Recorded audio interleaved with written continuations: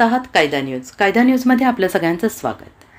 पत्रकारांवर होणाऱ्या अन्याय, दडपशाही आणि खोट्या कारवाई संबंधी तातडीनं उपाययोजना करण्याबाबत मागील अनेक वर्षांपासून समाजातील घडामोडी, जनहिताचे प्रश्न आणि शासनाच्या योजनांची माहिती प्रामाणिकपणे जनतेपर्यंत आम्ही पोहोचवत आहोत. परंतु अलीकडील काळात आमच्यावर अन्याय, दडपशाही आणि खोट्या आरोपांचा प्रयत्न करण्यात येत आहे.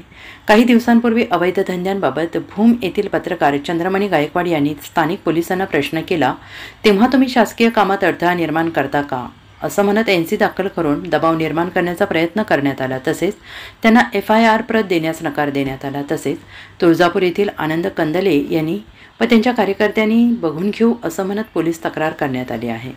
पत्रकारांवर खोटे गुन्हे दाखल करणे, त्यांच्यावर हल्ला, जीवितास धोका निर्माण झाल्यास संबंधितांना जबाबदार धरावे. कारण आनंद कंदले यांनी पोलीस अधीक्षक यांच्या समोरच म्हटले की कार्यकर्त्यांचा प्रक्षोभ झाला असून अनुचित प्रकार होईल, तेव्हा अशा दबावात पत्रकार बातमीदार तरी कशी करणार.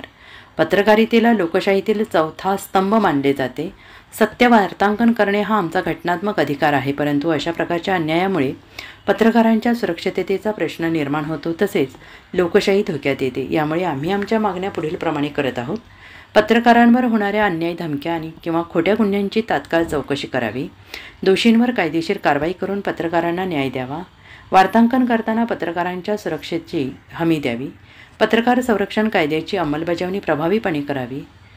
यावेळी व्हॉइस ऑफ मीडिया जिल्हा उपाध्यक्ष प्रकाश काशीत, तालुका अध्यक्ष मुजीब काजी, तालुका कार्याध्यक्ष प्रमोद वेदपाठक, तालुका सचिव तानाजी घोडके, सदस्य फारुख शेख, श्रीराम विद्वत, संतोष शिंदे, रावसाहेब गायकवाड, राहुल बनसोडे आदींसह पत्रकार उपस्थित होते.